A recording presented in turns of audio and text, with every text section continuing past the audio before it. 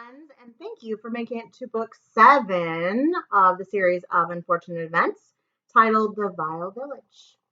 Let us begin. Chapter 1. No matter who you are, no matter where you live, and no matter how many people are chasing you, what you don't read is often as important as what you do read.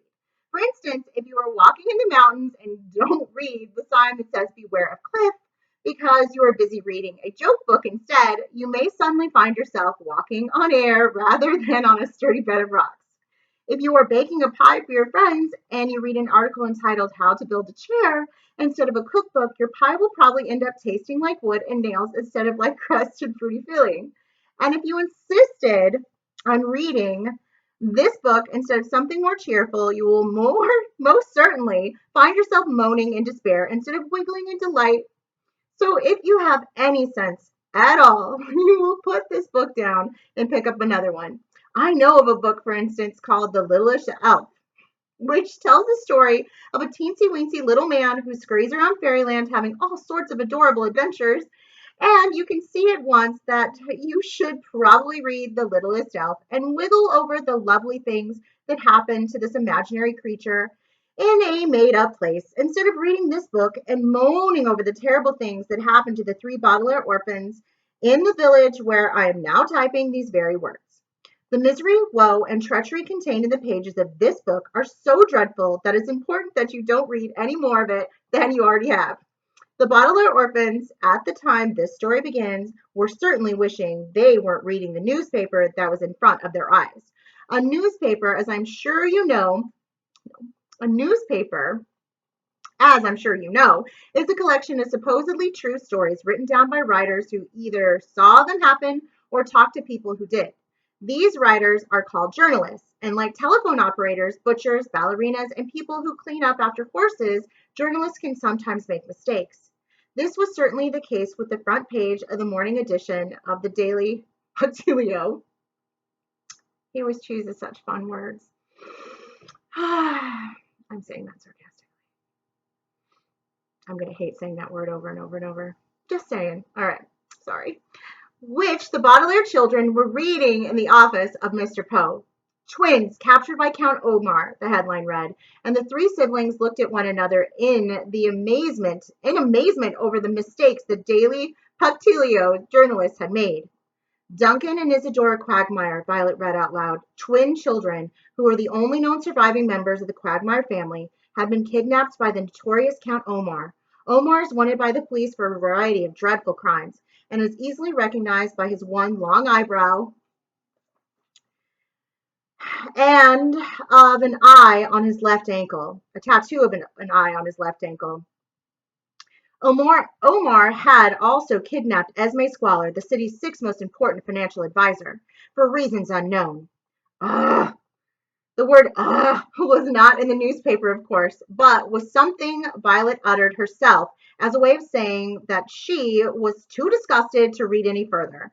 If I invented something as sloppily as this newspaper's writer writes its stories, she said, it would fall apart immediately. Violet, who at 14 was the eldest Baudelaire child, was an excellent inventor and spent a great deal of time with her hair tied up in a ribbon to keep it out of her eyes as she thought of new mechanical devices. And if I read books as sloppily, Klaus said, I wouldn't remember one single fact. Klaus, the middle Baudelaire, had read more books than just about anyone his own age, which was almost 13. At many crucial moments, his sisters had relied on him to remember a helpful fact from a book he had read years before. Gretchen, Sonny said. Sonny, the youngest Baudelaire, was a baby scarcely larger than a watermelon.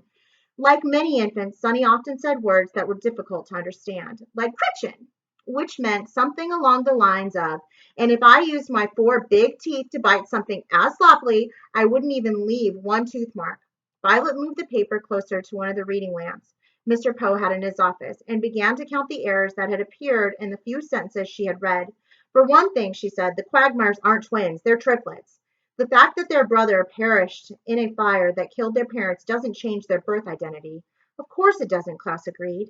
And they were kidnapped by Count Olaf, not Omar. It's difficult enough that Olaf is always changing his disguise. But now the newspaper has disguised his name too. Esme, Sonny added, and her siblings nodded. The youngest Baudelaire was talking about the part of the article that mentioned Esme Squalor. Esme and her husband Jerome had recently been the Baudelaire's guardians, and the children had seen with their own eyes that Esme had not been kidnapped by Count Olaf.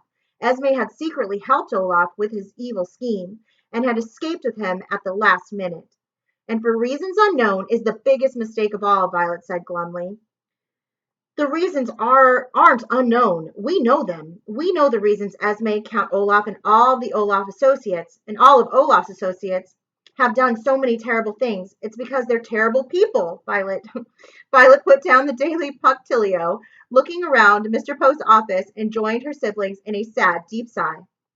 The Baudelaire orphans were sighing not only for the things they had read, but for the things they hadn't read. The article had not mentioned that both the Quagmires and the Baudelaires had lost their parents in terrible fires, and that both sets of parents had left enormous fortunes behind, and that Count Olaf had cooked up all of his evil plans just to get a hold of these fortunes for himself. The newspaper had failed to note that the Quagmire triplets had been kidnapped while trying to help the Baudelaires escape from Count Olaf's clutches, and that the Baudelaires had almost managed to rescue the Quagmires only to find them snatched away once more. The journalist who wrote the story had not included the fact that Duncan Quagmire was a journalist, who was a journalist himself, and Isidore Quagmire, who was a poet. Each kept a notebook with them wherever they went. And in their notebooks, they had written down a terrible secret that they had discovered about Count Olaf, but that all the Baudelaire orphans knew of the secret were the initials VFD, and that Violet, Klaus, and Sunny were always thinking of these three letters and what ghastly thing they could stand for. But most of all, the Baudelaire orphans had read no word about the fact that the Quagmire triplets were good friends of theirs, and that the three siblings were very worried about the Quagmires, and that every night when they tried to go to sleep, their heads were filled with terrible images of what could be happening to their friends, who were practically the only happy thing in the Baudelaire's lives since they received the news of the fire that had killed their parents and began the series of unfortunate events that seemed to follow them wherever they went. The article in the Daily Punctilio probably did not mention these details because the journalist who wrote the story did not know about them or did not think they were important, but the Baudelaires knew about them, and the three children sat together for a moment and thought quietly about these very, very important details. A fit of coughing coming from the doorway of the office brought them out of their thoughts, and the Baudelaires turned to see Mr. Poe coughing into a white handkerchief. Mr. Poe was a banker who had been placed in charge of the orphans after the fire.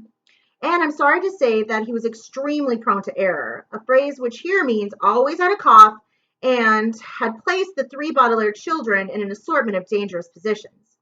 The first guardian Mr. Poe found for the youngsters was Count Olaf himself, and the most recent guardian he had found for them was Esme Squalor. And in between, he had placed the children in a variety of circumstances that turned out to be just as unpleasant. This morning, they were supposed to learn about their new home, but so far, all Mr. Poe had done was have several coughing fits and leave them alone with a poorly written newspaper. "Good morning, children," Mr. Poe said. "I'm sorry I kept you waiting. But ever since I was promoted to vice president in charge of orphan affairs, I've been very, very busy. Besides, finding you a new home has been something of a chore." He walked over to his desk, which was covered in piles of papers, and sat down in a large chair. I've put calls in to a variety of distant relatives, but they've heard all about the terrible things that tend to happen wherever you go. Understandably, they're too skittish about Count Olaf to agree to take care of you. Skittish means nervous, by the way. There's one more. One of the three telephones on Mr. Poe's desk interrupted with a loud, ugly ring. "Excuse me," the banker said to the children and began to speak into the receiver. "Poe here. Okay, okay. I thought so. Okay. Thank you, Mr. Fagin." Mr. Poe hung up the phone and made a mark on one of the papers on his desk. "That was the 19th cousin of yours," Mr. Poe said, "and the last hope of mine. I thought I could persuade him to take you in, just for a couple of months, but he refused. I can't say I blame him. I'm concerned that your reputation as troublemakers is even ruining the reputation of my bank." "But we're not troublemakers," Klaus said. "Oh, infuriating, Mr. Poe, you are." Oh, that was a little Yoda.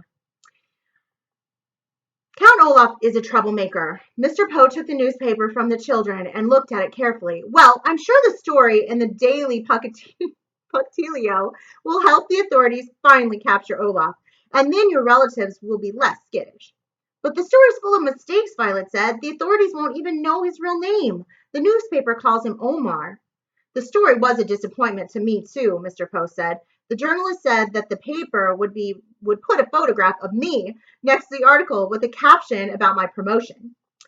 I had my hair cut for it especially.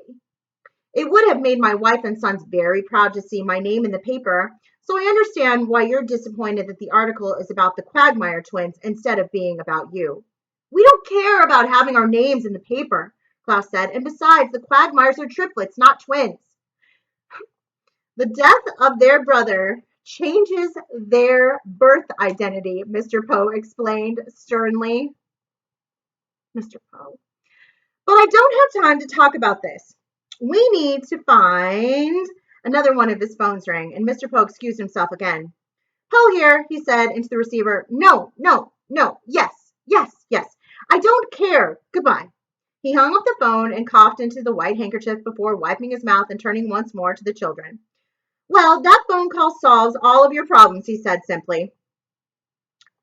The Baudelaires looked at one another. Had Count Olaf been arrested? Had the Quagmires been saved? Had someone invented a way to go back in time and rescue their parents from the terrible fire? How could all their problems have been solved with one phone call to a banker? Flynn, Sonny asked. Mr. Poe smiled. Have you ever heard the aphorism, he said. Aphorism, he said. It takes a village to raise a child. The children looked at one another again, a little less hopefully this time. The quoting of an aphorism, like the angry barking of a dog or the smell of overcooked broccoli, rarely indicates that something helpful is about to happen. An aphorism is merely a small group of words arranged in a certain order because they sound good that way, but oftentimes people tend to say them as if they were saying something very mysterious and wise. I know it probably sounds mysterious to you, Mr. Poe continued, but the aphorism is actually very wise. It takes a village to raise a child means that the responsibility for taking care of youngsters belongs to everyone in the community. I think I read something about this aphorism in a book about the Mbuti pygmies, Klaus said. Oh, Klaus, so smart. Are you sending us to live in Africa? Don't be silly, Mr. Poe said, as if the millions of people who lived in Africa were all ridiculous. That's funny.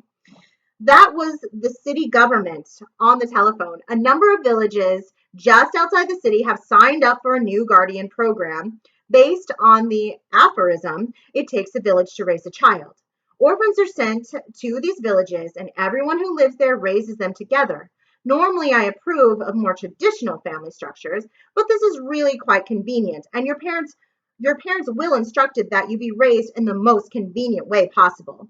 Do you mean that the entire town would be in charge of us, Violet asked. That's a lot of people. Well, I imagine they would take turns, Mr. Poe said, stroking his chin.